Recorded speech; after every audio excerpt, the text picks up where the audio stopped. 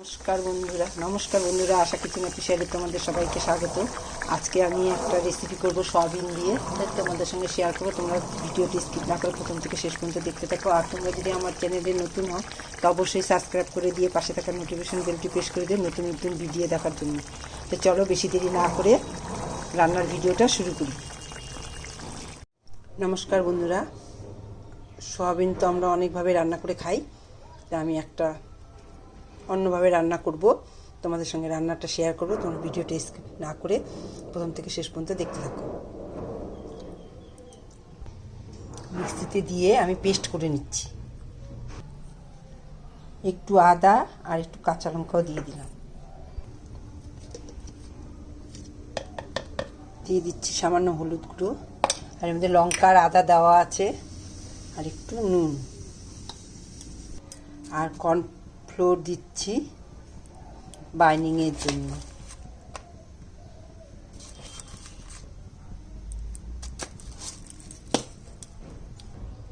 এবার মেখে নেব।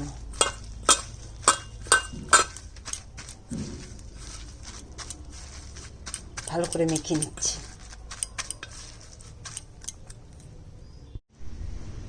আমি এইভাবে শেপ দিয়ে নিচ্ছি। যে যেভাবে ইচ্ছা করতে পারে, আমি এইভাবেই করব। এবার দিয়ে দিচ্ছি ময়দা।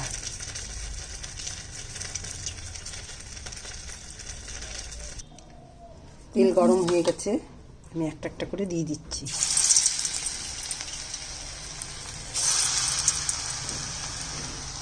এইভাবে করে বানিয়ে নিয়েছি, গোল গোল করে শেপ দিয়েছি। তোমরা চাইলে যেভাবে দিতে পারো।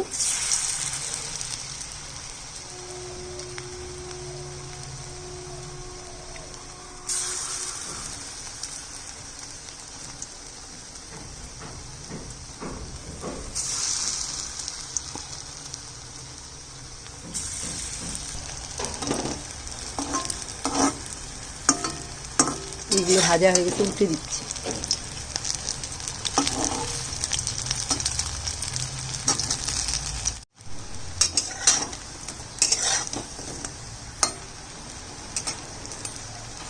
ভাজা হয়ে গেছে, তোমরা চাইলে এইভাবে ডাল দিয়েও খেতে পারো। ডালের সঙ্গেই বড়া, ডালের সঙ্গে বড়া খুব টেস্ট হয় খেতে। বড়া ভাজা হয়ে গেল, এবার আমি সরষের তেল দিয়ে রান্নাটা করব। এখন তেল দিয়ে দিলাম, জিরা তেজপাতা শুকনো লঙ্কা ফোড়ন দিলাম। এবার আলুটা দিয়ে দিই।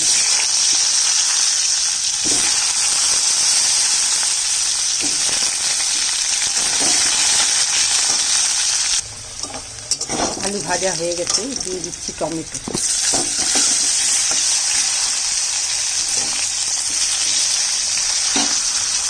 আলুটা তুলে নিলাম।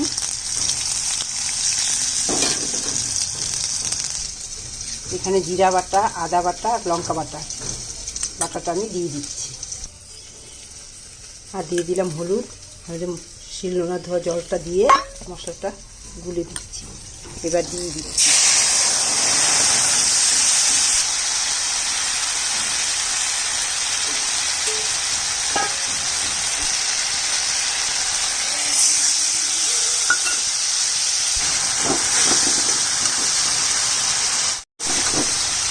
দিব আলুটা।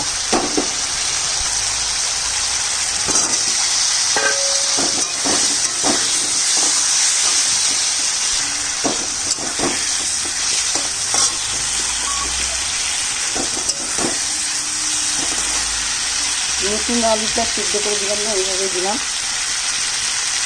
এবার দিয়ে দিচ্ছি নুন।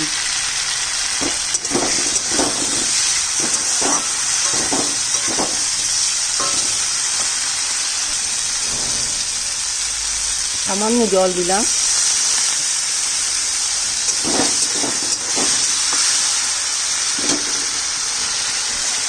এবার দিব একটু কাশ্মীরি লঙ্কার গুঁড়ো, সামান্য একটু কালার হবে, তো ঝাল না, এটা কালারের জন্য দিলাম।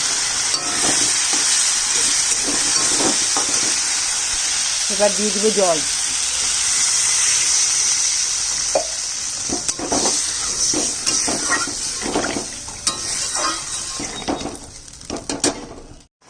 ঝোলটা ফুটে গেছে। এবার লঙ্কা, কাঁচা লঙ্কা ওটা আর সয়াবিনের কুচকাগুলো দিয়ে দিলাম।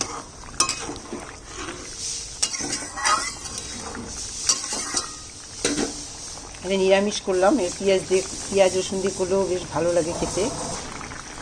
রান্না আমার কমপ্লিট। আমি এখন দিয়ে দিচ্ছি ধনেপাতা কুচিটা দিচ্ছি। আর ঘি আর গরম মশলাটা দেবো না, কেন শীতকাল ধনেপাতার গন্ধটা থাকবে না, তাই ধনেপাতা কুচিটা দিয়েই করবো। ঘি গরম মশলা দেবেন, আর যদি ধনেপাতা না দিই তাই ঘি গরম মশলা দিলেও বেশ ভালোই হয় খেতে। যাই হোক, আজকে আমার রান্না এখানে কমপ্লিট। আর ঝোলটা বেশি শুকাবো না, এমনিতেই টেনে নিবে পরে। রান্না আমার কমপ্লিট। বন্ধুরা, আজকের মতো রান্না এখানে শেষ। তোমাদের যদি আমার এই রান্না ভালো লাগে তো অবশ্যই একটা লাইক, শেয়ার, কমেন্ট করো। টাটা। আজকের মতো আবার একটা নতুন রেসিপি নিয়ে আসবো।